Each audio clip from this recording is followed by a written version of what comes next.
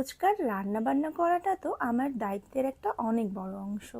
তো আজকে তোমাদের দাদাভাই বাজার থেকে অনেক বড় সাইজের কই মাছ নিয়ে এসেছে। আর হ্যাঁ, এগুলো কিন্তু একদম দেশি কই, চাষের না। আর তোমরা তো জানো আমাদের বাসায় চাষের কোনো মাছই খাওয়া হয় না। তো আমিও কই মাছগুলোকে রান্না করে ফেলেছি। আর সাইজ যেহেতু বড়, এটা খেতেও অনেক বেশি মজা। আর কই মাছ বা যে কোনো মাছের ঝোলে আমার মাছের আলুটা খেতে অনেক ভালো লাগে। আর আমার সিন্ধুজা তো বড় কই মাছ খুব পছন্দ করে। তবে ছোট মাছ হলে ওকে খাওয়ানোর সাহসটা আমিও অবশ্য করি না, কারণ এতে করে ওর গলায় অনেকবারই কাঁটা বেঁধে গিয়েছে, আর এজন্য ও খেতে খুব ভয় পায়। তো আজকে আর রান্না করেছি রিটা মাছের ঝোল। আসলে অনেকগুলো রিটা মাছ কেনা হয়েছিল, আর সেখান থেকে বড় সাইজের গুলো আগেই খাওয়া হয়ে গেছে। তো যেটুকু বেঁচে ছিল এটুকুই রান্না করে নিয়েছি। এই রিটা মাছটা আবার আমার দিদিমা শাশুড়ি মা তারা খায় না।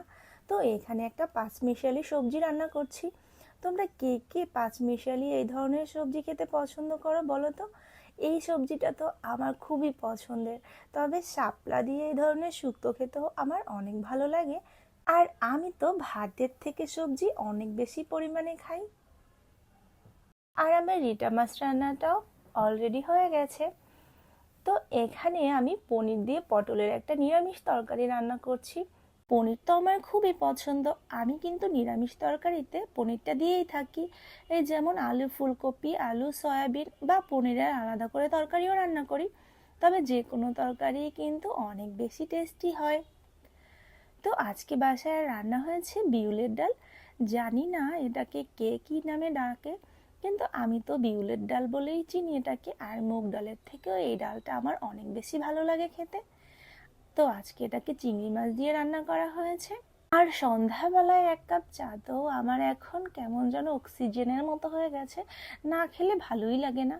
আর চায়ের সাথে তাই হিসাবে তোমরা কে কে চাল ভাজাটা খাও বলো তো?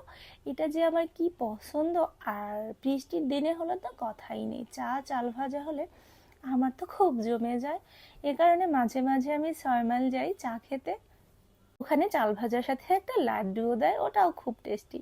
আর এই যে দেখো, আমি দুই বোনকে চা দিয়েছি আর তারা চা খাচ্ছিল। আর খুব আড্ডা দিচ্ছিল দুই বোন, দুইটাই বেশ ঢঙ্গি। তো তারপর আমি তাদেরকে একটু স্যুপ রান্না করে দিলাম। আমি জিজ্ঞেস করেছিলাম তোমরা স্যুপ খাবে তো, তো তারা খুব রাজি হয়ে গেছে খাওয়ার জন্য। যদিও সিন্ধুমণি আমার স্যুপ টুপ খায় না বললেই চলে। আমি বাসায় প্রায় সময় স্যুপ চিকেন ফ্রাই এগুলো করে থাকি,